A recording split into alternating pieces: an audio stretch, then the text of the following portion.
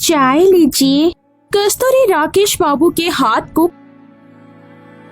जीतू के साथ आज मालिक भी उसके घर पधारे थे। उसने अंदर कदम रखते ही आवाज दी, आज ही सुनती हो? अंदर से उसकी पत्नी कस्तूरी ने आवाज दी, आई। कुछ ही देर के बाद कस्तूरी जीतू के साथ खड़ी थी, पर जीतू के साथ किसी अनजान शख्स को देख उसने घूंघट कर लिया। कस्तूरी, ये राजेश बाबू है, हमारा मालिक।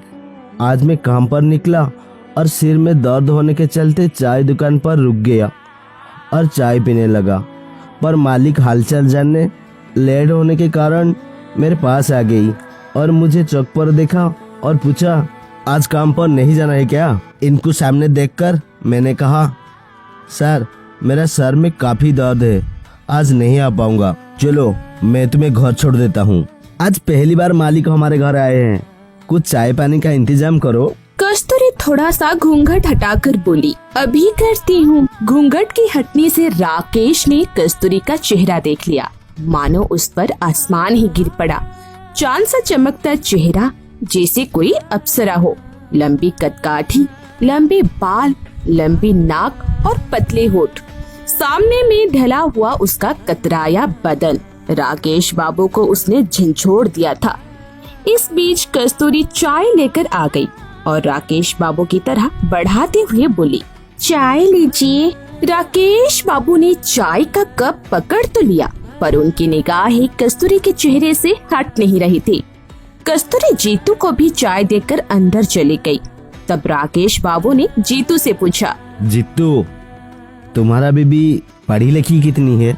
10वीं तक तो वो अपनी माई के ही कर ली थी, लेकिन यहाँ मैं उसको 12वीं तक पढ़ाया है। जीतू ने खुश होते हुए कहा।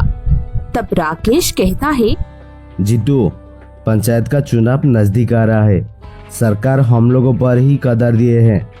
औरत को रिजर्वेशन देकर ऊंची जाति वालों को चुनाव से दूर कर दिए हैं। अगर तुम मेरी बात मानो तो अपनी पत्नी को उम्मीदवार बना दो। मेरे ख्याल से तो इस दलदल गांव में तुम्हारी बीबी ही इंटर पास होगी। राकेश बाबू ने जीतू को पटाने का जाल फेंका। तब जीतू कहता है, आपकी बात सच है राकेश बाबू, इस दलदली बस्ती में सिर्फ कस्तूरी ही इंटर पास है, पर हमारी औकात कहाँ है कि हम चुनाव लड़ सके। अरे इसकी चिंता मत करो, मैं सारा खर्च उठाऊंगा, पर मेरा एक शर्त है, तुम दोनों को हमेशा मेरी बात पर चलना होगा। राकेश बाबू ने जाल बिछाना शुरू किया। हम आपसे बाहरी कब थे राकेश बाबू, हम आपके तो नौकर चाकर है, आप जैसा चाहेंगे ऐसा ही हम करेंगे। तो ठीक है, कल कस्तूरी की सारे कागजात तैयार कर लेंगे और हर हाल में उसे चुनाव लड़वाएंगे। इतना कहकर राकेश बाबू वहाँ से चले गए। कुछ दिन तक चुनाव प्रचार जोर शोर से चला। राकेश बाबू ने इस चुनाव में पैसा और शराब पानी की तरह बहाया। इस तरह कस्तूरी चुनाव जीतने में कामयाब हो गई। कस्तूरी और जीतू राकेश बाबू की कठपुतली बनकर हर दिन उनके यहाँ दरबारी करते। खासकर कस्तूरी तो कोई भी काम उनसे पूछे बिना नहीं करती थी। एक दिन एकांत पाकर राकेश बाबू ने घर में कस्तूरी के कंधे पर हाथ रखते हुए कहा, कस्तूरी एक बात कहूँ? कस्तूरी राकेश बाबू के हाथ को कंधे से हटाए बिना ही बोली, कहिए मालिक। जब मैंने तुम्हें पहली बार देखा था ना, उस दिन मेरे दिल में तुम्हारे लिए प्यार जग गया था। तुमको पाने के लिए तो मैं तुम्हें इस मंजिल तक पहुंचाया है। आखिर उस अनपढ़ जीतू के हाथों की कठपुतली बनने से बेहतर है कि तुम उसे छोड़कर मेरी बन जाओ, मेरी इस जमीन जायदाद की मालकिन। कस्तूरी नैनों की बान उन पर चलाते हुए बोली, राकेश बाबू, मैं कैसे यकीन कर लूं कि आप मुझसे सच्चा प्यार करते हैं? कल तुम मेरे साथ चलो, ये हवेली में तुम्हारी नाम कर दूंगा। 5 एकड़ का जमीन, 5 लाख रुपया नगद तुम्हारी खाते में जमा कर दूंगा। बोलो, इससे ज्यादा भरोसा तुम्हें और क्या चाहिए? कस्तूरी फीकी मुस्कान के साथ बोली, बस बस राकेश बाबू, अगर आप इतना कर सकते हैं तो मैं हमेशा के लिए जीतू को छोड़कर आपकी हो जाऊंगी। तो ठीक है। राकेश ने उसे चूमते हुए कहा। कल सवेरे तुम तैयार रहना। दूसरे दिन कस्तूरी तैयार होकर आई। राकेश बाबू के साथ सारा दिन बिताया। राकेश बाबू ने अपने वादे के मुताबिक वो सब कर दिया जो उन्होंने कहा था। 2 दिन के बाद राकेश बाबू ने कस्तूरी को अपने हवेली में बुलाया। वो पहुंच गई तो राकेश बाबू ने उसे अपने आगोश में भरना चाहा।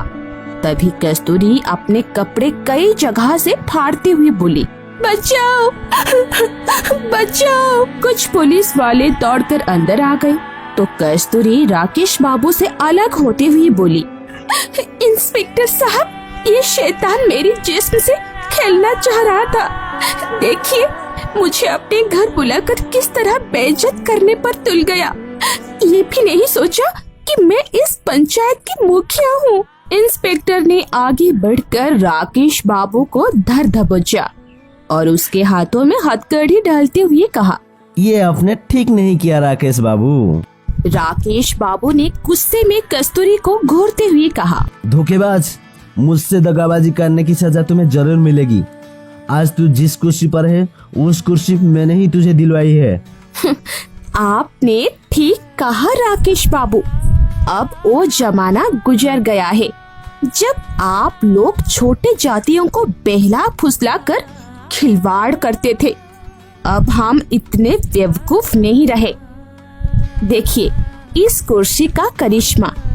मुखिया तो मैं बन ही गई, साथ ही आपने रातों रात मुझे झोपड़ी से उठाकर हवेली की रानी बना दिया। लेकिन अफसोस, रानी तो मैं बन गई पर आप राजा नहीं बन सके। राजा तो मेरा जीतू ही होगा, इस हवेली का। राकेश बाबू अपने ही बुने जाल में उलझ गए।